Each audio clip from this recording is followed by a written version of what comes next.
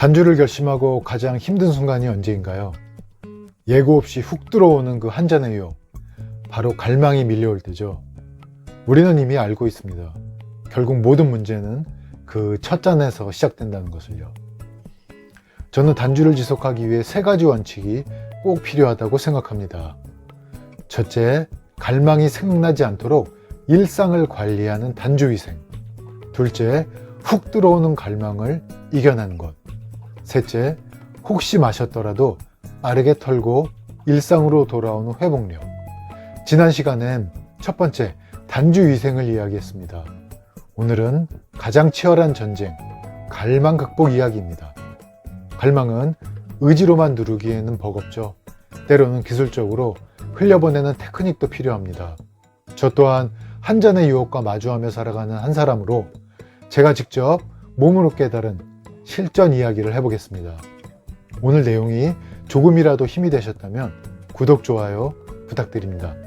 여러분의 단주를 진심으로 응원합니다. 일단 갈망에 대해서 분류를 좀 해볼게요. AA에서는 배화외피라고 배고프고 화나고 외롭고 피곤할 때 이렇게 분류하는데, 저는 의식적 갈망과 무의식적 갈망으로 나눠보겠습니다. 술자리 약속을 잡고 가게 되면 갈망이 올라올 수 있다는 걸 이미 알고 있죠. 그게 의식적 갈망입니다. 퇴근길에 갑자기 편의점 앞에서 멈칫하는 것, 무의식적 갈망이에요. 의식적 갈망은 상황만 조금 바꾸면 우리 의지로 꺾을 수 있습니다. 기본적인 것이 배고픔이에요. 밥 먹으면 술 생각이 덜하니까요. 단주를 결심했다면 최소한 배고파서 술 마시는 건 피할 수 있어야 한다고 생각합니다. 저도 몸을 가볍게 한다고 3일 단식을 많이 했는데요. 2일차에 실패한 적이 많아요. 배고파서가 아니라 술 생각이 나서요. 유튜브나 인스타에서 봤던 위스키, 제가 좋아하는 술들이 머릿속을 훅훅 스치는 거예요.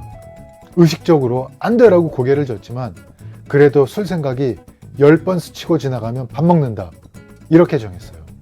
단식은 실패해도 술은 안 마셨습니다. 이런 게 우리가 대비할 수 있는 의식적 갈망이에요. 예상이 가능한 것이거든요. 이것을 굳이 이렇게 나누는 이유는 의식적 갈망 때문에 술을 마시는 것은 더 죄가 심각하거든요. 알면서 마신다는 것. 살인죄도 계획이 있었느냐 우발적이냐를 따지죠. 마찬가지예요.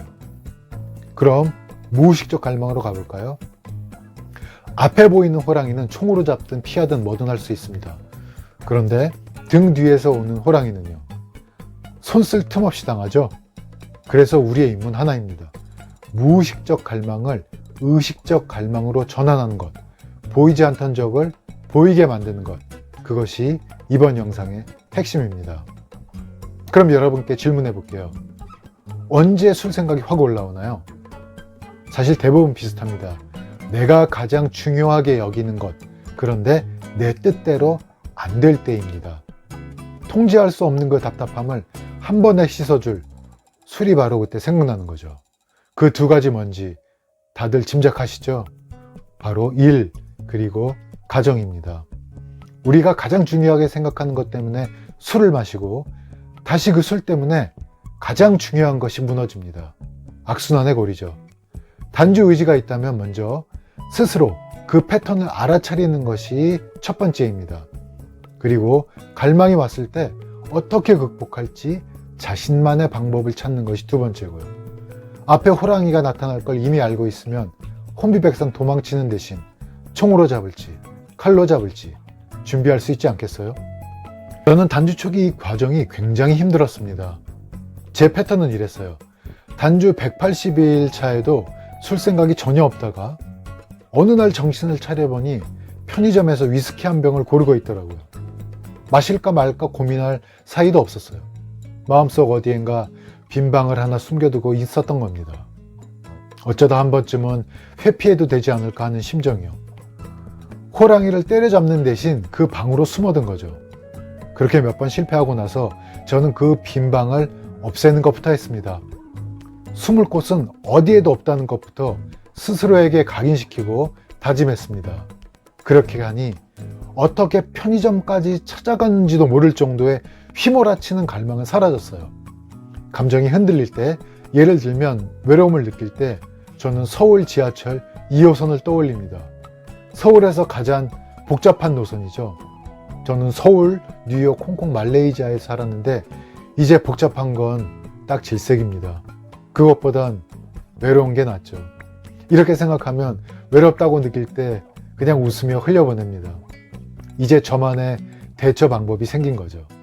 화날 때도, 또 다른 안 좋은 감정이 밀려들 때도요. 이렇게 하나하나씩 대처하는 패턴을 만들다 보면 무의식적 감정이 점점 의식적으로 전환되고 구체적 대처 방법이 생기더라고요. 무기도 다양해집니다. 세상에는 총칼 말고 많은 무기가 있더라고요. 여러분의 패턴은 어떤가요? 스스로 패턴을 인지하고 계신가요? 혹시 저처럼 빈방 하나 숨겨두고 계신 것은 아니겠죠? 여러분과 저의 단주를 응원합니다.